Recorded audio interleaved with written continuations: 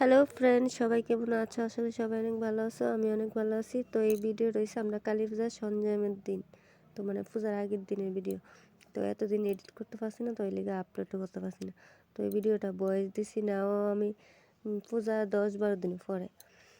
তো এতদিন টাইম পাইছি না, কারণ মানে ভিডিওটা আপলোড করতে পারছি না, এডিটও করতে পারছি না আর কি।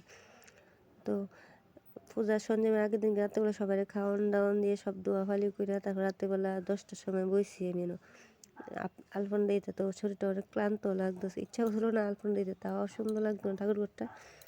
তো অনেক মানে চিন্তা ভাবনা আসলো, অনেকগুলো রং টং আনছিলাম সুন্দর করে আলপনা দিম, কিন্তু শরীরটা এত টায়ার্ড হয়ে আসলো যে আর ইচ্ছে করছে না পরে। তো কোনো রকমের যতটুকু মানে ইচ্ছা করছে ততটুকু মানে আলপনা দিছি, এত বেশি টাইম আসলো না। আর ঘরটা যেহেতু কাঁচা এখনও ভালো করে টানছে না ঘরটা, তো এই কারণে আলপনা দিছি পরে। তো পরের দিন গাইডে আলপনা একদম ছেঁকড়ে ফেকড়ে গেছিলো। যাই হোক, তো যতটুকু আছে ততটুকু তোমরা শেয়ার করতেছি। তো হ্যাঁ, ভিডিওটা করে দিচ্ছি।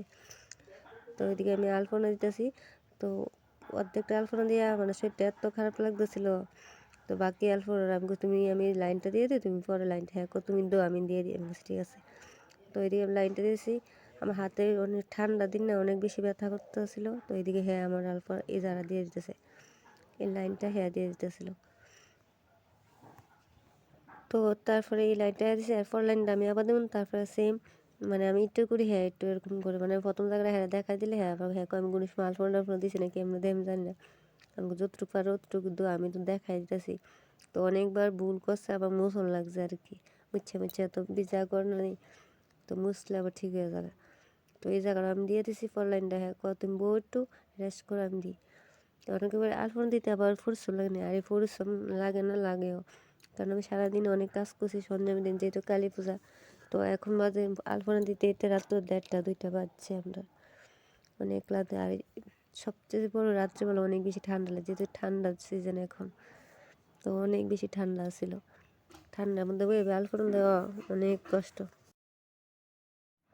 তো এমন সময় এখন কিন্তু ভীষণ রাত্র হয়ে গেছে গা।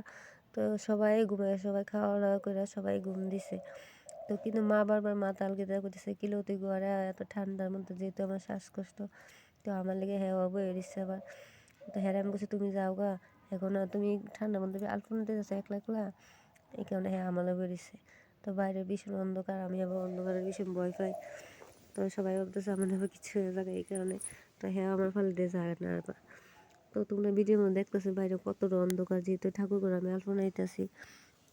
তারপর হ্যাঁ অনেক কইতে কইতে হ্যাঁ গেছে বলে বাড়ি বাকি ভিডিওটা আমি কন্টিনিউ করতে পারছি না। আলপনা দিছি ঠিকই, মানে অনেকগুলো কালার আনছি ভাবছি দিমু, তো ওইগুলো টাইম পাইছি না। পরের দিনকে ভাবছি দিমু, তো পরের দিনকে অনেক কাজে টাজে ব্যস্ত হয়েছি আর দিতে পারছি না।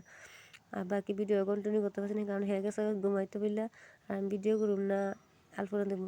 তারপর পরের দিনকে যতটুকু আছি দেখানোর চেষ্টা করছি, দেখো। পরের দিনকে স্নান টান করে তারপর পূজা হয়ে বসে। তো আমরা দুজনে ফটো ভালো লাগলে লাইক কমেন্ট করে।